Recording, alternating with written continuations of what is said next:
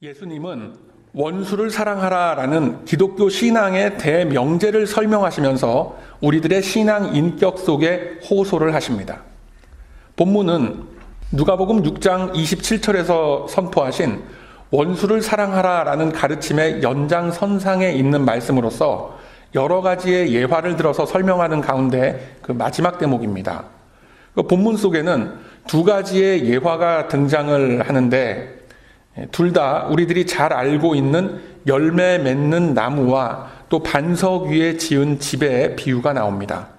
이 두 가지 비유를 보면 별다른 연관성이 없는 이야기 같지만 사실은 같은 이야기입니다.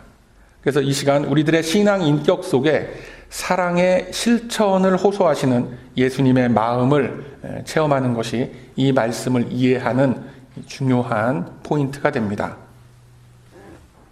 동서양을 막론하고 집을 지을 때는 나름대로의 풍수지리라는 것을 따집니다.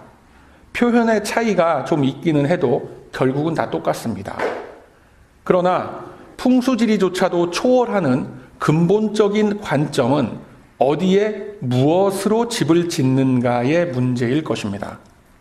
본문은 집의 크기나 모양과 용도를 따지기에 앞서서 어디다가 어떤 기초 위에 집을 지을 것인가라는 건축의 기본적인 문제, 나아가서는 어쩌면 토목과 더욱 가까울 수 있는 문제를 우리에게 던져주고 있습니다. 그리고 이 예화를 통해서 궁극적으로 말씀하시고자 하시는 것은 신앙의 정체성이 어느 곳에 그 근거와 내용을 두고 있어야 하는가의 문제를 다루고 있는 것입니다. 우선 본문 46절 이하의 말씀을 보면 왜 나의 가르침대로 하지 않느냐, 왜 나의 가르침대로 행하지 않느냐라는 예수님의 탄식하심이 나옵니다. 그리고 두 사람이 등장을 하는데 집을 짓는 비유가 나오죠. 두 사람 모두 열심히 집을 지었습니다. 즉 행함이 있었고 열정이 있었습니다. 그런데 한 사람은 집을 지으면서 바닥을 깊이 파서 그 땅 속에 있는 단단한 안반 위에 주춧돌을 놓고 그 위에 기둥을 세워 나갔습니다. 그 기둥을 중심으로 벽을 쭉 쌓아 나갔고 지붕을 올려 나간 것이 당시 사회의 일반적인 건축 기법입니다. 또 다른 한 사람도 열심히 집을 짓고 지붕을 올렸습니다만 맨 땅 위에다가 주춧돌을 놓고 그 위에 집을 지었습니다. 두 사람이 열심으로 집을 지었지만 한 사람은 단단한 기초 위에 지었고 한 사람은 맨 땅 위에다 지은 것입니다.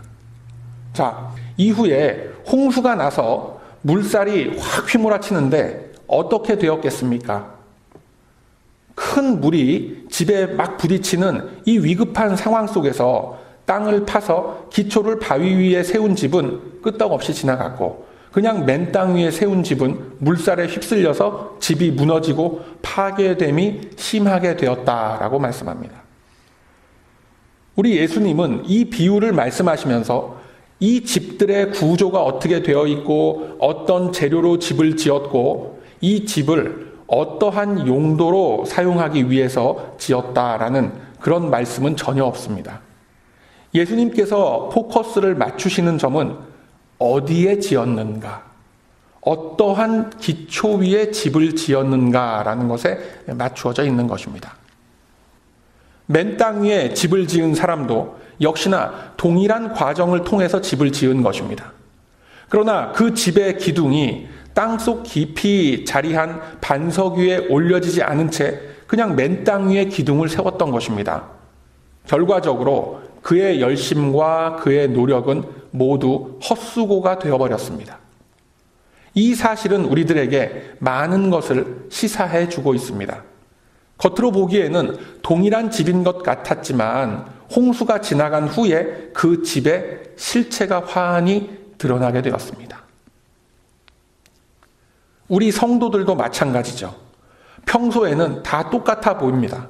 하지만 고난과 시험이 삶 속에 닥쳐오면 그 대처하는 모습에 따라서 그 사람의 신앙 실력과 그 수준이 만천하에 드러나게 되는 것입니다. 이 원리를 과일나무에 그대로 적용을 해봐도 동일한 결과가 나옵니다. 우리들이 나무를 판단할 때에도 시간이 좀 지나서 수확의 시기가 되어서 그 열매를 보면 그 나무의 본질적인 가치를 알 수 있게 되는 것입니다. 여러분, 큰 밭에 심겨져 있는 여러 종류의 과일나무를 보면서 좋은 사과를 수확하고 싶다라고 한다면 어떻게 해야 하겠습니까? 먼저 어떤 나무가 사과나무인지를 알고 사과나무가 심겨진 곳을 찾아가야 하죠. 그리고 그 중에서 좋은 열매, 원하는 열매를 수확할 수 있는 좋은 나무를 선택할 수 있어야 합니다. 좋은 나무를 선택하면 좋은 열매를 수확할 수가 있는 겁니다. 즉, 나중에 열매를 보면 그 나무의 가치를 알 수 있게 되는 겁니다. 그리고 좋은 나무들을 선별해서 모아놓으면 10중 8구 그 속에서 좋은 열매, 당도가 높은 탐스러운 과일을 얻을 수 있게 되는 겁니다. 자, 이러한 사실을 다시 한번 우리 성도들의 삶으로 가져오면 어떻습니까? 우리 성도의 삶이라는 것은 좋은 과일을 쓸어 모으는 그런 삶이 아니라 좋은 나무가 되어가는 삶인 것입니다. 좋은 나무가 되어가는 삶, 이것이 성도가 추구하는 삶의 모습입니다. 우리들이 추구하는 신앙의 중심, 삶의 중심은 열매의 개수를 헤아리는 데 있지 않음을 우리가 알아야 합니다. 열매를 맺을 수 있는 이 나무가 어떤 나무인가를 확인하고 가꾸는 것을 먼저 해야 한다라는 거예요. 이것이 나의 삶 전체를 주님 앞에 드리는 예배자의 인생이 되는 것입니다. 그렇기 때문에 믿음의 열매, 신앙의 열매라는 것은 근거 없이 어디서 뚝 떨어지는 것이 아니라 하나님 백성됨의 정체성을 어디에 두느냐라는 것으로 드러나게 되는 것입니다. 우리들은 흔히 성도의 기준, 신앙인의 모습 등을 규정하는 어떤 그 잣대를 놓고 무엇을 먼저 생각합니까? 대부분 아마 이럴 것입니다. 이 사람이 이게 술을 먹네, 안 먹네. 저 사람이 담배를 끊었네, 아니면 여전히 담배를 태우네. 또는 저 사람은 성격이 참 차분하다. 아니면 저 사람은 성격이 참 괄괄하고 참 과격하다. 대략 이러한 것을 놓고 저 사람은 신실한 크리스찬이다 아니다를 판단하는 경우가 의외로 많이 있습니다. 심지어 어떤 교회에서는 저 사람은 때때로 단기 선교를 잘 참여를 하네 안 하네. 찬양할 때 손을 들고 아주 눈물을 흘려가면서 열정적으로 하네, 아니면 그냥 앉아서 맹숭맹숭 찬송을 부르네. 아멘 소리를 크게 하네, 아니면 입 딱 다물고 앉아있네. 이런 것을 가지고 성도됨을 판단하는 경우가 많이 있다라는 것을 우리가 보게 되는 거예요. 이러한 것들이 굳이 다 틀렸다라고 제가 말하고 싶지는 않습니다. 분명히 이러한 것들이 신앙생활의 결과물로서 나타나게 되는 것은 맞습니다. 그러나 분명한 시선은 예수 그리스도께서 원하시는 성도의 정체성을 갖는 차원의 것은 아니다라는 거예요. 우리가 분명히 알아야 할 것은 신앙 인격의 변화와 성장 없이 믿음의 열매를 맺을 수 있다라는 것은 우리가 흔히 갖는 착각에 불과할 뿐입니다. 열매라는 것은 절대로 그냥 맺혀지지 않습니다. 그렇다면 신앙 인격의 변화와 성장은 어떻게 일어나게 되는 것인가? 좀 전에 드린 비유로 설명을 하자면 반석 위에 주춧돌을 놓고 집을 지어가는 과정 속에서 이루어지는 것입니다. 그 집이 어떻게 지어지고 있으며 어떤 용도의 집인지, 구조는 어떻게 할 것인지 그것은 그렇게 큰 이슈가 아닙니다. 어디에 기초를 두고 있는 집이냐, 이것이 문제인 겁니다. 마찬가지로 신앙 인격의 변화와 성장이라는 것은 좋은 열매를 따서 모으는 그런 작업이 아닙니다. 좋은 나무에 붙은 가지가 되는 것을 의미하는 겁니다. 이것이 먼저입니다. 누가복음 18장 18절 이하의 말씀을 보면 좀 더 구체적으로 설명이 드러나 있습니다. 어떤 부자 관원이 예수님을 찾아와서 묻습니다. 예수님, 내가 무엇을 하여야 영원한 생명을 얻을 수 있겠습니까? 그러자 예수님의 대답은 하나님의 계명대로 행하라. 즉 간음하지 말고 살인하지 말고 도적질하지 말고 거짓 증거하지 말고 내 부모를 공경하라 라고 말씀합니다. 그러자 이 관원이 대답하기를 아니 그런 것은 내가 어렸을 때부터 잘 지켜왔습니다 라고 자신 있게 대답을 합니다.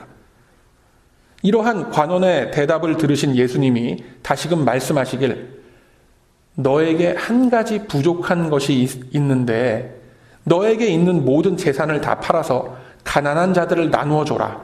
그리고 나서 나를 따라라 라고 말씀합니다. 그러자 그 관원이 어떻게 했습니까? 그가 큰 부자였던 연고로 인하여 크게 근심했다라고 성경은 기록하고 있습니다. 이 부자 관원은 자신의 행위를 자랑합니다.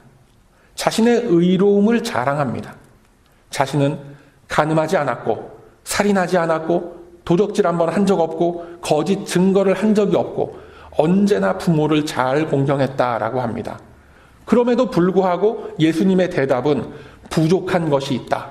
소유를 다 팔아서 가난한 자들을 나누어줘라 라는 것입니다. 이것은 곧 그만큼 계명을 지킴으로써 자신의 의를 세우는 것으로서는 안 된다라는 것입니다. 실제로 당장 그 많은 재산을 다 처분해서 온 동네 거지들을 다 모아놓고 돈을 나눠줘라라는 그런 얘기가 아닙니다. 여러분, 계명의 가장 근본이 무엇이었습니까? 내 이웃을 내 몸과 같이 사랑하고 하나님을 사랑하라라는 것이었습니다. 예수님은 부자 관원에게 바로 이 질문을 하시는 겁니다. 사람 마음속에 있는 본질적인 그 문제를 찌르고 계신 겁니다. 네가 진정 나를 사랑하고 이웃을 사랑한다면 왜 이것은 하지 못하느냐라는 것을 물으심으로써 사람의 의지와 뜻으로서 이룰 수 있는 영원한 생명이라는 것은 없다라는 것을 밝히시고 계신 것입니다. 아브라함이 100세에 얻은 아들 이삭을 바치게 된 것도 마찬가지입니다. 그가 자신의 믿음과 자신의 의로서 한 것이 아닙니다. 오직 나무가 되었기 때문에 할 수 있었던 것입니다. 나무에 붙어 있지 않고서는 그 가지에서 어떠한 열매를 기대할 수가 없는 겁니다. 반석 위에 기둥을 세우지 않고서는 풍파와 홍수를 이겨낼 도리가 없는 것입니다. 예수님의 말씀은 살인한 적이 없고 강도짓 한 적이 없기 때문에 의인이다라고 하는 것이 아닙니다. 생각으로 미워한 것도 한 인격체에 대한 살인죄를 범한 것이요 탐심을 품은 것도 이미 강도와 절도에 해당된다라는 것입니다. 어떤 이성을 보고 탐욕을 품음도 이미 간음죄를 저질렀다라는 것이죠. 여러분, 한번 각자가 생각해 보시길 바랍니다. 여러분은 전과 몇 범이십니까? 누구나 이 무서운 율법의 틀 안에서 벗어날 수가 없습니다. 유일한 방법은 예수 그리스도 보혈의 공로로 회개하고 용서함 받는 것인 줄로 믿으시길 바랍니다. 이것이 유일한 방법입니다. 예수님께서 말씀하시는 것이 바로 이것입니다. 영혼의 상태가 어떤 상태이냐? 이것을 먼저 살피는 것이 중요한 겁니다. 그 처한 상태의 결과물로서 나타나는 그 현상들 앞에 우리들이 먼저 주목할 필요가 없는 것입니다. 다 똑같은 죄인인데 누가 누구를 쳐다보겠습니까? 그리고 누가 누구를 정죄할 수 있겠습니까? 여러분, 이 사과나무에 아직까지 사과 열매가 맺히지 않았다고 해서 그 나무를 가리켜서 오렌지 나무라고 할 수 있습니까? 그렇지 않죠. 비록 열매는 아직까지 맺혀 있지 않았어도 엄연한 사과나무인 것입니다. 언젠가는 열리게끔 되어 있습니다. 그 열매의 크기가 어떻고 당도가 높고 낮고의 문제는 우리들이 판단해서 이렇다 저렇다 할 수 있는 일이 아닙니다. 그것은 하나님께서 판단하실 문제인 것입니다. 반대로 생각을 해도 마찬가지입니다. 악한 열매를 맺지 않았다라고 해서 그 나무가 좋은 나무인가? 그것은 아니다라는 겁니다. 내가 악한 일을 하지 않았다라고 해서 내가 의인인가? 그게 아니다라고 성경은 말씀합니다. 악한 나무에, 병든 나무에 붙어있는 가지라면 결국은 나쁜 열매를 맺을 수밖에 없습니다. 나쁜 열매를 맺지 않았다라고 해서 그 가지를 좋은 가지라고 할 수 없는 겁니다. 다시 말해서 내가 어떤 큰 이 나쁜 범죄에 연루되지 않았다라고 해서 내가 의인이다라고 할 수가 없다라는 겁니다. 이것이 바로 성도의 정체성을 어떻게 판단하는가에 대한 해답이 됩니다. 우리들이 신앙생활을 하면서 나타나게 되는 여러 가지 일들이 있습니다. 남을 돕고 어떤 기부를 하고 열심히 공동체 생활 등을 하고 봉사하고 헌신하는 것들을 놓고도 얼마든지 자기 자랑과 자기 치장을 위해서 할 수 있는 존재가 우리 연약한 인간인 것입니다. 이러한 일들이 가장 뚜렷하게 나타나는 자리가 어딥니까? 바로 유교적인 개념의 도덕과 윤리 행위들의 결과물들입니다. 여러분은 군자의 도를 지킨다라는 말을 많이 들어보셨을 것입니다. 이것은 매우 고급한 동양 철학의 최고봉이고 자기관리의 가장 높은 차원의 처세술입니다. 군자의 도라는 것에서부터 충이 나오고 효가 나오는 것입니다. 그리고 뒤를 이어서 예, 지, 의, 신, 제 이런 덕목들이 줄줄이 이어지게 되는 겁니다. 그런데 왜 군자의 도를 지키는가라고 하면 뚜렷한 대답이 없습니다. 공자는 이 질문에 대해서 답을 하지 않았습니다. 인간됨의 근본 원리이기 때문에 그렇다. 누구나 자신의 삶을 지켜야 하기 때문이다라는 일반적인 그런 답변들도 있습니다만 그다지 인간 내면의 깊은 갈등과 죄성을 만져주지 못하는 그러한 답변들입니다. 사실 좀 더 솔직한 우리 옛 조상들의 표현으로는 이러한 겁니다. 나는 저러저러한 쌍놈들과는 다르다. 나는 양반이기 때문에 그 채통과 위신에 맞게 살아야 한다라는 그것이 숨겨져 있는 겁니다. 서양 문화 속에 나타나는 기사도 정신이라는 것도 결국 똑같은 겁니다. 이것이 뭡니까? 결국은 자기 자존심을 지키는 것이고 결국은 자기를 사랑하는 겁니다. 정직하게 사는 것이, 신의를 지키는 것이 이웃을 사랑하고 하나님을 사랑해서가 아니라 자신의 자존심을 지키고 자신의 체면을 지키기 위해서다라는 거예요. 이것이 예수님께서 공생의 기간 내내 율법학자들과 바리새인들과 치열한 논쟁을 벌였던 끈질긴 문제의 핵심이 되는 겁니다. 사람 중심의 철학과 율법주의는 결국 같은 맥락 속에서 통할 수밖에 없게 되어 있습니다. 지난 시간에도 한번 언급을 했지만 이 바리새인은 기도하면서 자기 옆에 있는 그 세리를 보면서 어떻게 했습니까? 그 가슴을 치고 회개의 눈물을 흘리는 그 세리를 보면서 뭐라고 합니까? 나는 이 세리와 같이 도둑질하지도 않았고 불의하지 않았고 간음하지 않게 했으니 참 감사합니다 라고 기도를 하죠. 이런 걸 이따구 걸 기도라고 하고 앉아있는 겁니다. 기도가 아니라 정죄하는 거고 저주하는 거죠. 이 바리새인의 행동은 곁에 있는 그 세리를 짓밟음으로써 자신의 의를 세우는 것이다. 그 세리에 대해서 인격적인 살인을 하는 겁니다. 결국은 자기 자신을 사랑하는 거지 이웃을 사랑하는 것이 아니고 하나님을 사랑하는 것은 더더욱 아닌 것입니다. 오직 자기 자신만을 사랑하는 겁니다. 그래서 우리들이 흔히 말씀을 따른다라고 하면서 어떠한 행위를 할 때에 그것이 이웃을 사랑해서 하는 것인지 아니면 나를 사랑함으로써 하는 것인지를 냉정하게 묻고 확인할 수 있어야 하는 것입니다. 여러분, 이러한 모든 것이 바로 맨 땅 위에 집을 짓는 것과 같은 것임을 기억하시길 바랍니다. 그렇기 때문에 예수 안에서 말씀의 가치 안에서 변화되는 것, 그리고 그것을 삶으로 증거해내는 것, 이것이 바로 반석 위에 우리의 주춧돌을 세워 나아가는 것입니다. 주님은 우리에게 예수 그리스도라는 그 뿌리와 큰 줄기에 접붙여진 가지임을 선언하셨습니다. 우리들이 신앙을 가지고 예수 안에서 맺을 수 있는 열매들은 세상에서는 결코 찾을 수 없는 것들 뿐임을 기억하시길 바랍니다. 이 세상의 것들로는 생명을 만들어낼 수가 없습니다. 생명을 만들어낼 수 있는 것은 오직 예수 안에 거할 때뿐입니다. 평화를 만들 수 있는 것도 오직 예수 그리스도 안에 거할 때뿐입니다. 세상에서 말하는 평화는 힘으로 인한 굴복을 말합니다. 그것은 성경적 의미의 평화가 아니지요. 상대방이 가진 힘에 눌려서 내가 하고 싶은 주장을, 해야 하는 주장을 하지 못하고 그저 입 다물고 있는 것을 놓고서 평화라고 하지 않고 화목이라고 하지 않습니다. 세상이 가진 힘과 논리는 경쟁하면서 승리하고 정복하는 것입니다.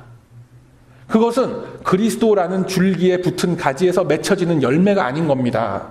그것은 그리스도라는 반석 위에 집을 짓는 방법이 아닌 것입니다. 여러분, 한번 우리들의 주변을 잘 둘러보시기 바랍니다.